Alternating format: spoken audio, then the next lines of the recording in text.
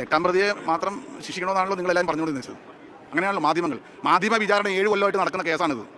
മാധ്യമ വിചാരണ, അതായത് ഒരു എട്ടാം പ്രതിയെ കണക്ട് ചെയ്യാൻ ഒരു സിംഗിൾ പേപ്പർ ഇല്ല, ഒരു സിംഗിൾ ഇൻസിഡൻ്റ് ഇല്ല. ഒരു മനുഷ്യൻ വിശ്വസിക്കണ്ടേ? ജഡ്ജി വിശ്വസിക്കണ്ട പോട്ടെ, ഒരു മനുഷ്യൻ വിശ്വസിക്കണ്ടേ? സാധാരണ മനുഷ്യൻ വിശ്വസിക്കണ്ടേ? അത്തരം എവിഡൻസ് ഇല്ലാത്ത ഒരു കേസാണിത് ദിലീപിനെതിരായി. ഇത് യഥാർത്ഥത്തിൽ ഇത് മൂട്ട് ചെയ്യുന്നത് സിനിമാ ലോബിയാണ്. അതിൽ പോലീസ് അവരുടെ ഒരു എന്താ പറയുക, ഒരു പപ്പറ്റായി മാറി എന്നുള്ളതാണ്. സിനിമാ ലോബിയുണ്ട്, അതുപോലെ തന്നെ എക്സ് വൈഫ് ഉൾപ്പെടെയുള്ള ആൾക്കാരൊക്കെ അതിനകത്ത് വന്നിട്ടുണ്ട്.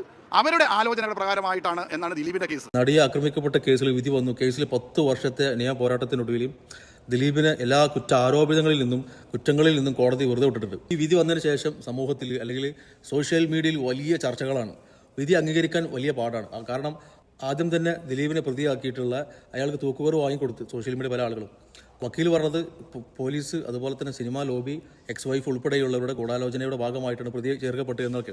നമുക്ക് ഇഷ്ടമുള്ള പോലെ വിധി വരണമെങ്കിൽ, അതല്ലെങ്കിൽ നമ്മൾ ചൂണ്ടിക്കാണിക്കുന്ന, നമ്മൾ മനസ്സിൽ ആഗ്രഹിക്കുന്ന ആളുകൾ ശിക്ഷിക്കപ്പെടണമെന്നുണ്ടെങ്കിൽ നമുക്ക് സ്വന്തമായിട്ട് കോടതി വേണം. കോടതിക്ക് വേണ്ടത് തെളിവുകളാണ്. തെളിവില്ല എന്ന് കോടതി പറഞ്ഞിട്ട് അംഗീകരിക്കാൻ പറ്റാത്ത കുറേ ആളുകളുണ്ട്. തെറ്റ് ചെയ്തിട്ടുള്ള ആ പ്രതികളെ 6 പേരെയും ഗൂഢാലോചന അല്ലെങ്കിൽ തെറ്റ് ചെയ്തിട്ടുള്ള ആളുകൾക്കെതിരെയുള്ള തെളിവുകളുടെ അടിസ്ഥാനത്തിൽ അവരെ ശിക്ഷിച്ചു. പക്ഷേ ദിലീപ് തന്നെ പ്രതിയാവണം എന്ന വാശി നീതിയാണോ? ദിലീപ് ഈ കേസ് നേരിട്ടുള്ളത് സോഷ്യൽ മീഡിയയിലല്ല, അതല്ലെങ്കിൽ യൂട്യൂബ് ചാനലിലല്ല, കോടതിയിലാണ്. അതുകൊണ്ട് തന്നെ പ്രോസിക്യൂഷന് വേണ്ട രീതിയിലുള്ള തെളിവുകൾ കൊടുക്കാൻ പറ്റിയില്ല.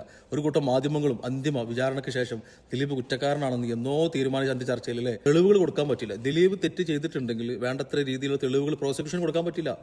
അവിടെ തോറ്റുപോയിട്ടുള്ള പ്രോസിക്യൂഷൻ മാത്രമല്ല, ഏകപക്ഷീയമായിട്ടുള്ള വാർത്ത കൊടുത്തിട്ടുള്ള ഒരു കൂട്ടം മാധ്യമങ്ങൾ കൂടിയാണ്. ഇനി അയാൾ പറയട്ടെ എന്ന് ക്യാപ്ഷനോട് കൂടിയിട്ട് അദ്ദേഹത്തിൻ്റെ സുഹൃത്തുക്കൾ, അദ്ദേഹത്തിൻ്റെ കൂടെ പ്രവർത്തിക്കുന്നവർ, അദ്ദേഹത്തിൻ്റെ ഫാൻസുകാർ, അദ്ദേഹത്തിന് ഇഷ്ടപ്പെടുന്ന ആളുകളൊക്കെ പറയുന്നുണ്ട്. 8 വർഷക്കാലത്തോളം അന്വേഷിച്ചിട്ടും ദിലീപിനെതിരായിട്ടുള്ള തെളിവ് നിരത്തിന് പ്രോസിക്യൂഷൻ കഴിഞ്ഞിട്ടില്ല. കോടതി അയാളെ വിട്ടയച്ചു. കോടതിക്ക് വേണ്ടത് തെളിവുകളാണ്, അല്ലേ?